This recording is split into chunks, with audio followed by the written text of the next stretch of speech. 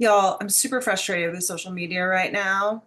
And I know it's ironic that I'm recording this video to post on YouTube, but in fact, I'm actually recording it to post on the Camp Wonder Wander Facebook page. There's more than 1,000 people that have liked or followed or what have you on that page. But to be honest with you, I've been very guilty about not posting. It's very frustrating to be kind of tied to this corporate conglomeration that started as something probably with evil intention all along, right? Because if you're aware, Facebook actually started, um, you had to have a .edu email address. So the brilliant idea at the beginning was to get a bunch of early adopters who are obviously ahead of the game in technology. In the early 2000s, my students, when I was a full-time professor, were coming to me and telling me about this great new thing and wanted me to join. So when I had my .edu email address, I joined, but I realized that there were no other adults kind of in the room. So the brainchild of this social media platform, of this guise of building community and kind of like sharing with each other and connecting with each other, is like a wonderful utopian idea. But in the 20 something years that it's been around, and lately, it is truly something that is driving me a little bit to aversion. So I decided to post a video, and there's a similar video about this that I recorded today at the same time. So I'm posting them on different places. And what I'm intending on doing in this video is, number one, just kind of like expressing some of my just concerns about social media and how that kind of connects to my goals of creating this space, this mantra of disconnect to reconnect. So I'm having a really hard time marrying and kind of like, um, having a life purpose and a life goal to help people disconnect, but being tied to these platforms that require us to spend a significant amount of our daily lives documenting and then posting and then consuming it. And I'm not sure I really want to be a part of something that has been proven to be kind of an addictive thing. There's some TED Talks, there's some other things, articles, there's lots of information out there. It might even have a feeling that you're spending too much time. You might have something on your phone that is telling you you're spending too much time. Then I want to talk just a little bit about what Camp Wonder Wander, what the concept is, and kind of show you a little bit of the website if you haven't had a chance to see, beyond just some of the pictures or some of the videos of donkeys or something like that. So this YouTube channel, I decided, is really about nature benefits and to feature, chickens and donkeys and some of the things in this like more quiet type of space. And then the third thing is, just after you see all that, and if you watch this video, to subscribe not only to the YouTube channel, but to go over to the website and add your information. And my promise in that, I don't bombard people with content. It's super overwhelming, and I'll get to that at the end of this video. Meanwhile, I have some of the donkeys as my background because I just want you to feel the joy that they provide. and kind of as part of that mission of disconnecting. And I really reflect fondly upon life before social media, and I've just been going through a lot of angst about it. Um, I'm very frustrated with this like tie that has happened, that Facebook and its kind of growth and taking over Instagram and trying to kind of create this like gargantuan beast of where they believe we should go.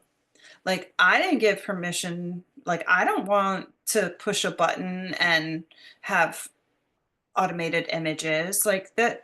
Like, these are not things that I'm interested in. So do I want to be in a specific place and creating content to post on specific places if I don't align with the mission of the institution, right? If I don't align with the overarching like goal, it's no longer a humanistic kind of like social meeting space. It really is, in my opinion, a place that is so broad and vast. It's like a carnival almost. It's like a futuristic planet where you've entered into it and you have all of these choices of all of these different doors, and there's just bells and whistles, and you could go down any of these things, and the guy with the trench coat trying to sell you stuff. And most of the things on the platform when I'm using it as an app are advertisements. And it's gotten to the point where there's so much conversation, it's so loud that the only way to be able to get into the algorithm to continue to create content for 1,000 people or 1,200 people or whoever like clicked on the button one time to think like, oh, I like that. Like, it's so complicated right now, it's exhausting. And for me, my goal of leaving a career as a professor, I started seeing, my students like glued to these devices. They were literally glued to them. It was so difficult to create um, a cell phone free zone in a computer lab.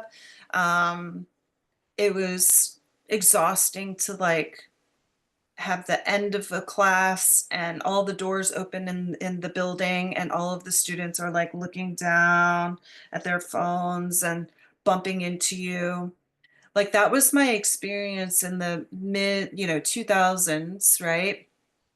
And it started to get worse in 2014 when we started to have the smartphones, and I just could not live in that world anymore. So that was one of many reasons why I decided to leave a career um, as a graphic design professor and to start this tiny space, tiny space as a different type of opportunity to encourage people to get into nature and to disconnect.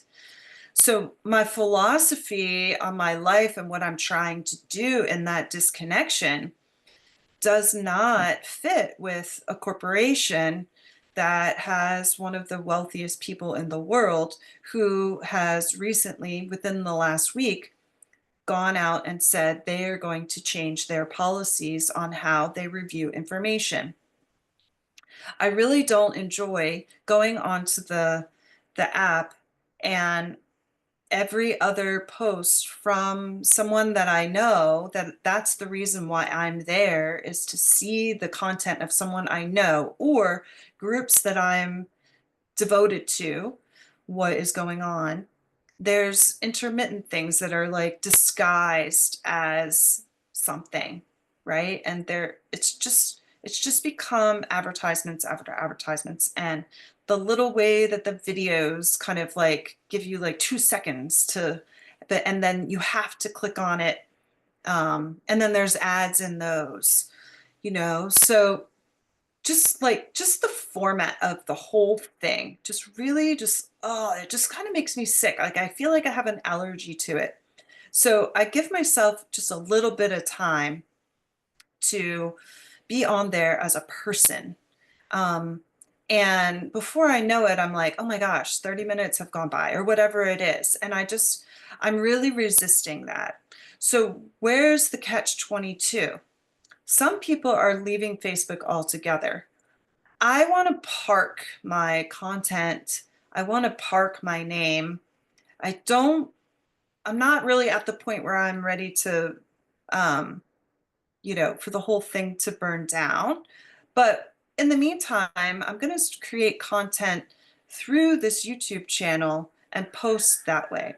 It truly is exhausting to me to go about my life and then also think about I have to document everything too. The people who are like experts in marketing and business and stuff like that make these claims that in order to be successful, in order to get your message out, you have to post every day, sometimes multiple times a day on every platform.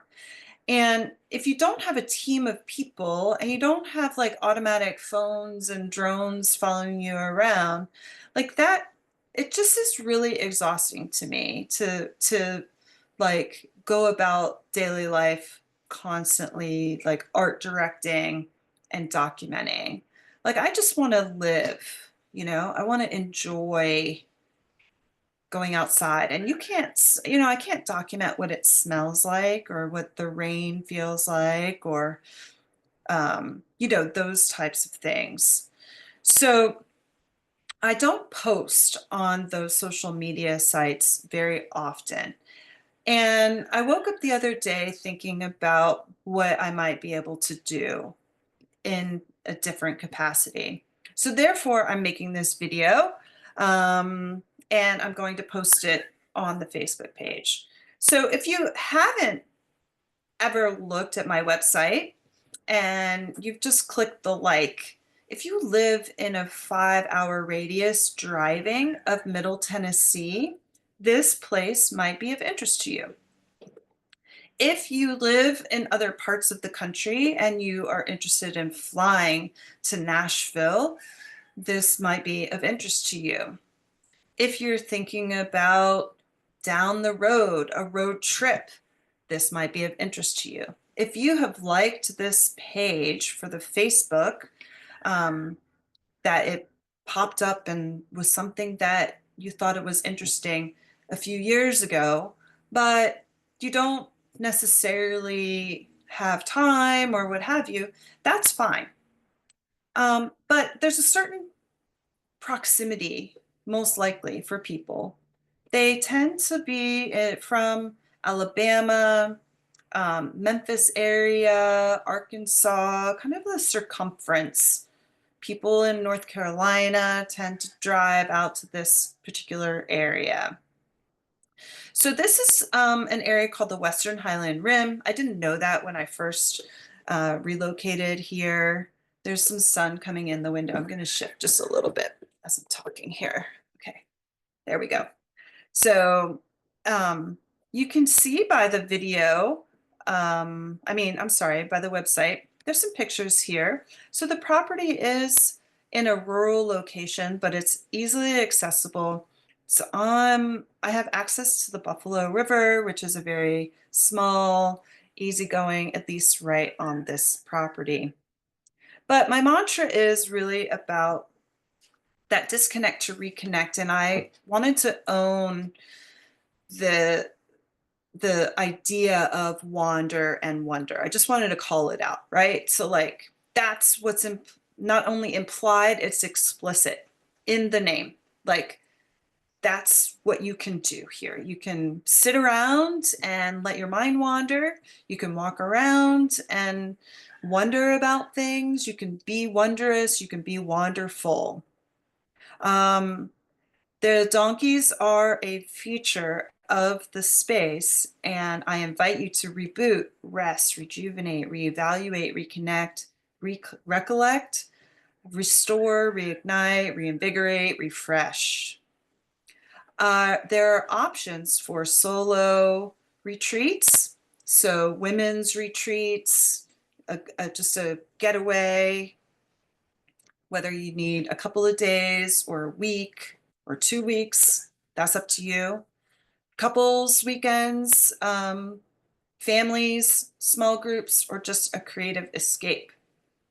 So this is located in a very unique area of Tennessee and also the Mid-South region, in that the the geography of the foothills of Appalachia make this a challenge for not being quite developed. The area around me is forested and has been part of a lumber industry for a long time. The terrain is not something that is easily developed.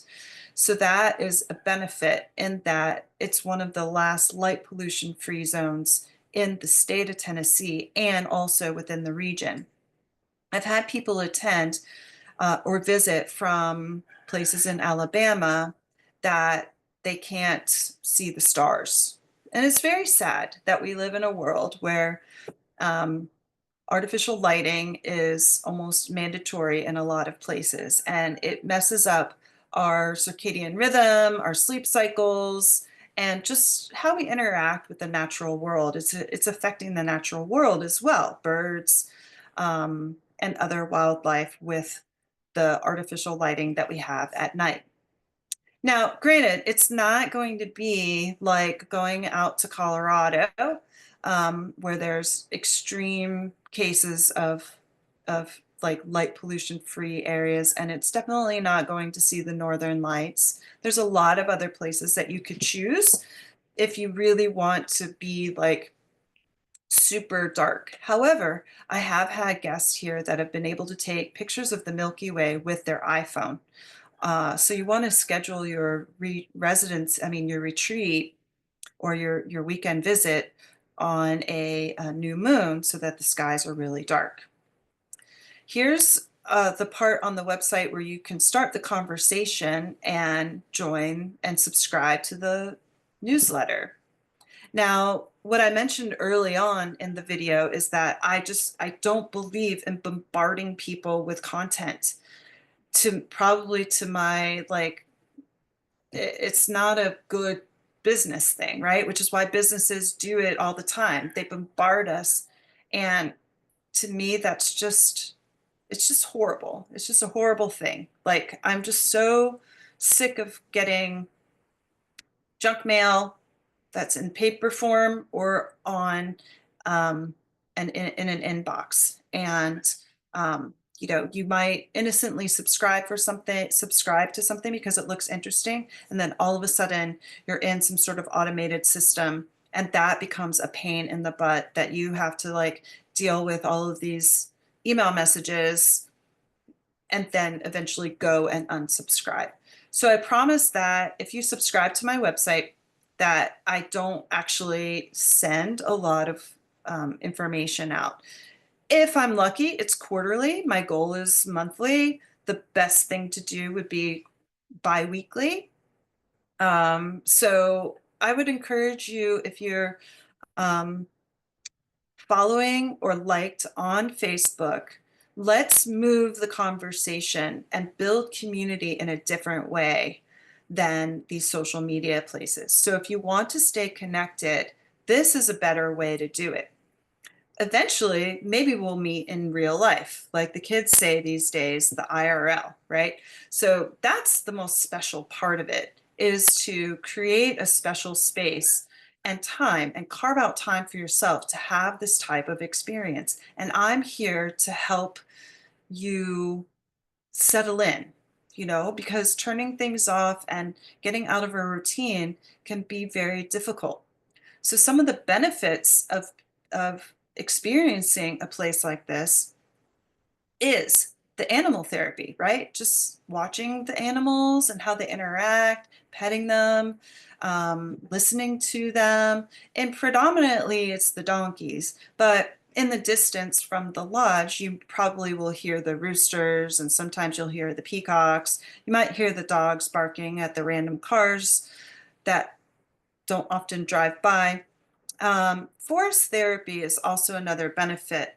And I am actually a certified by the Association of Nature and Forest Therapists as a guide. So the thing with forest therapy is we all understand that there's benefits to being in nature, but it's really hard for us to go slow and be mindful about it. A lot of times we're just continuing that path of that we do in our daily lives of like, I start and I have to get somewhere.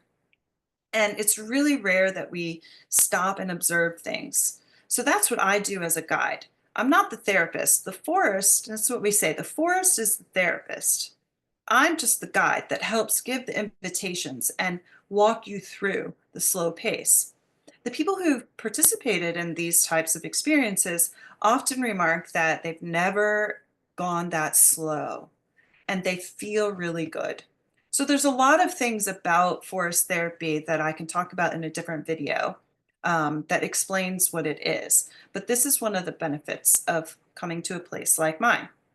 There are also add-on activities like having a homestead experience. So if you are interested in a solo retreat, and you're interested in like having a life shift and you're trying to figure that out, you want to practice with um, gardening, for example, or you're thinking about buying land or whatever it might be. Those are some of the conversations and add-on activities that we could create in your customized retreat.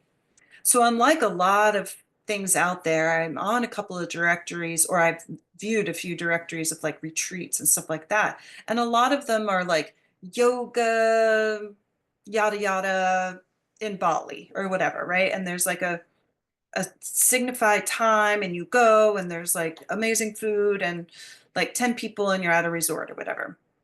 This is a different type of retreat experience in that it's really about going slow, internal, looking, allowing yourself some internal time, giving yourself time to read a book or take a nap or whatever it might be that you feel like you need to do to disconnect. The other add-on activities involve creative escape. So there's a variety of different types of art and nature experiences that I can provide. This example is a cyanotype, requires a sunshine.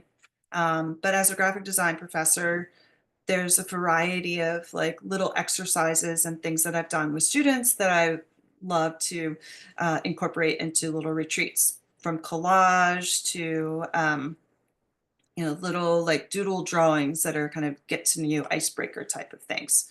So if you're interested in a retreat for your group, this is also a really great opportunity. I can help with like that annual retreat for up to about 6 to 9 people is really beneficial.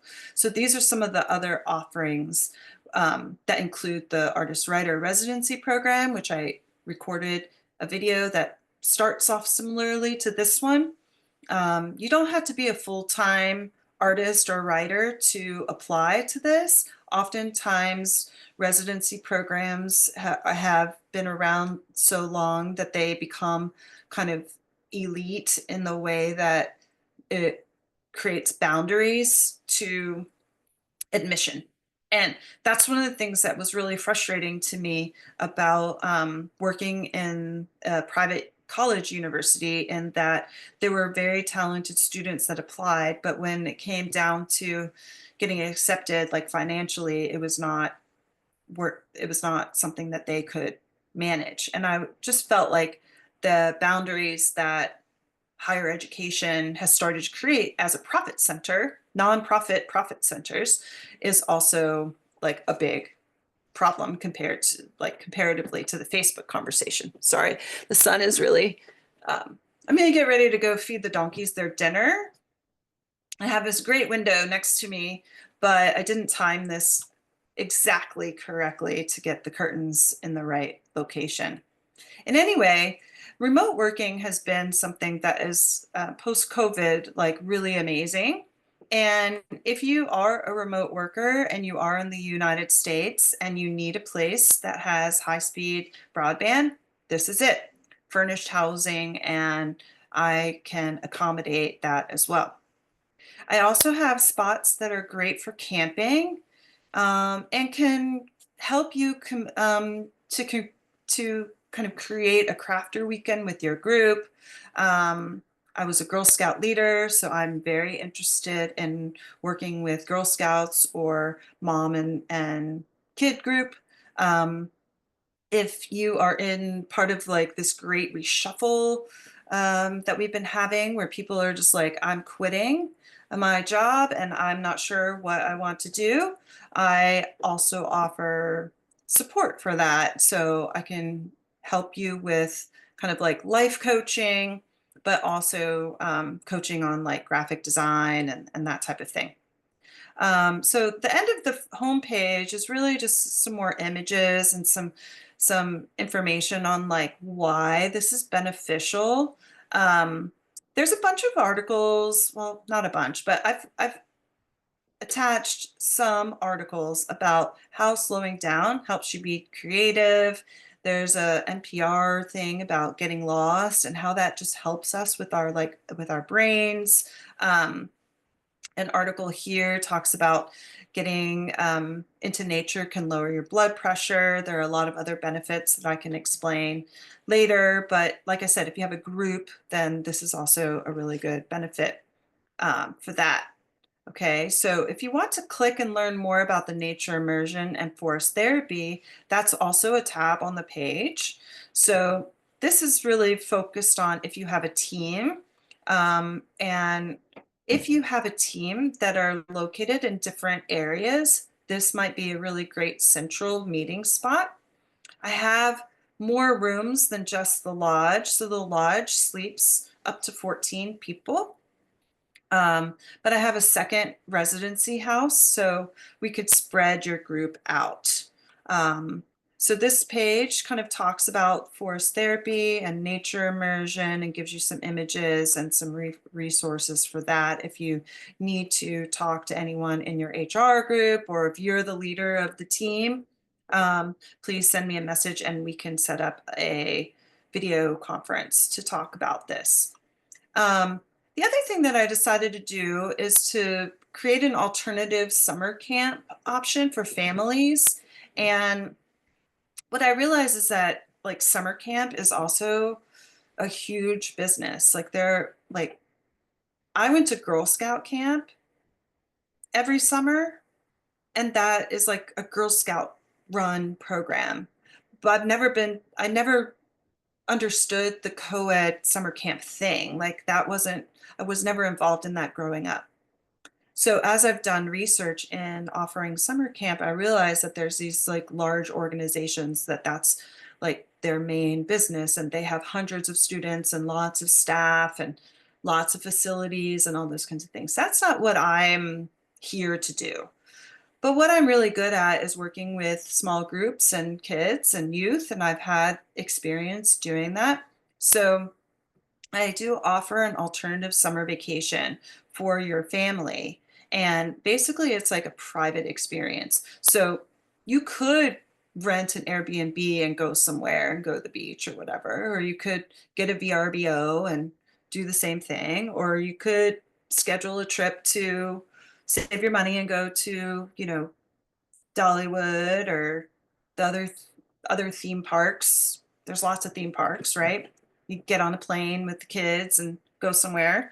But what I'm really suggesting here is helping you and your family get into nature. This is a really bad time to do this video. Sorry.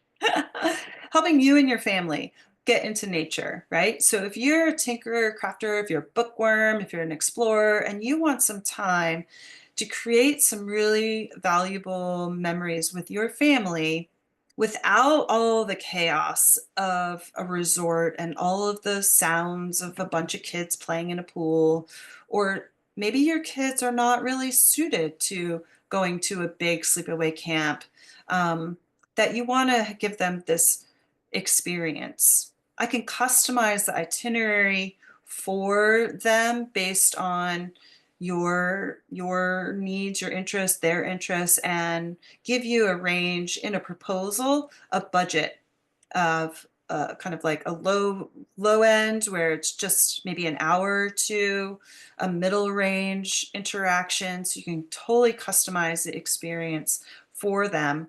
Middle range would be maybe a couple hours a day, as almost like a nanny might be. You might have like a private nanny, but in this case, it's also about someone who is going to give them guidance, instruction, and also, that much needed supervision in a nature space while you are doing your work. And hopefully that's a vacation work. That's making art, writing, taking a nap, trying out new recipes, whatever that might be. Okay, so that's what this page is about. And at the end of it, you can basically just click on the start a conversation. Here's the photograph that someone who was here last summer took with their iPhone of the Milky Way. So if you catch the right day, the stargazing can be quite incredible here, breathtaking, if you will. So these are some of the benefits, and I go into kind of the activity options and what the program fees include, and you can just fill out this bottom form here. All right, so that's kind of the highlights. If you scroll over to this tab, and I recognize that websites that are being launched in the last year or two or being redesigned have a lot of flashy things that they move, and the menu makes you like drop down, and it's all this stuff, and that, as a graphic designer, annoys the crap out of me too. So for now, I'm sticking with this old school setup of a website. It's comfortable, it's easy to navigate from my perception, my perspective, and I think that you get the idea. So there's a solo getaway, couples getaway, family getaway. Over here, I've got pictures, but for kicks, I'm just going to click on the solo getaway so you can kind of see the idea here, where I'm explaining what we can do for you as a benefit to just get away, right? Get away for a weekend, whatever it might be. So you're welcome to log on to the website, go to any of these pages that I've got, and then groups. If you have a group and you've been in touch with me before, maybe 2025, excuse me, maybe 2025 is the year for you to set up that crafters retreat, the quilting retreat, or scrapbooking, or it's a reunion of sorts, whatever it might be. I'm here to kind of help you coordinate that for your small group. Okay. I also just adore books. And as a graphic designer, I teach remotely part-time now instead of full-time tenured professor. And graphic design is related to books, book covers, that type of thing. But I'm also very much an aficionado of like the life and love of books, the history of the book, how to make books, like book binding and creative, like artistic ways of creating books. So if you're interested in that, please get in touch with me there. And then I just have a little bit more info on that drop-down menu. Okay, so this is just my final thank you for watching this video for the length that it is, whether you watched it on regular speed or all fast. I would love to move this conversation into that in between real life and kind of the generic social media absence anonymous stuff. So if you do have time after watching this, log on to the website, go down and subscribe to the message. I'll probably add a couple more buttons on here now that I've been scrolling through and talking to you about it that make it a little bit easier to just subscribe for the newsletter. I'll probably send something out in February, just as like an update of what's going on and some pictures and that type of thing. So I'll leave you with this. I do have an Instagram page, but again, I'm just very frustrated with like the requirements of that in my daily life. And these pictures will give you an idea of like the interior space and how it's laid out, the rooms, and what the amenities are. So I look forward to meeting you, or, answering your questions if you have them. And I appreciate your time. Hopefully, we can make this a movement to get off of these social media platforms and figure out different ways for us to build communities. I don't think they're ever going to die. Like, I still think that we're just kind of like shackled to these things, unfortunately. Um, but it's beneficial in a way that it does helps keep us connected. I just wish that the developers and the people making the money off of this would have a better kind of humanistic approach to their business model and not allow so much crap to be happening, especially with the most recent announcement of not, um, you know, like verifying information. It just it's starting to turn into a cesspool. And I'm having a hard time as like a tiny little ant of like, how do I jump up and yell and like, hey, look at me, hey, look at me. Like it's really frustrating, especially for like someone who's introverted and has decided that sleep is also an important part of life, right? And that being on the computer is not um, the most healthy way to live every day. Thanks so much. Please subscribe, and next time I will plan a little bit better with the sunset.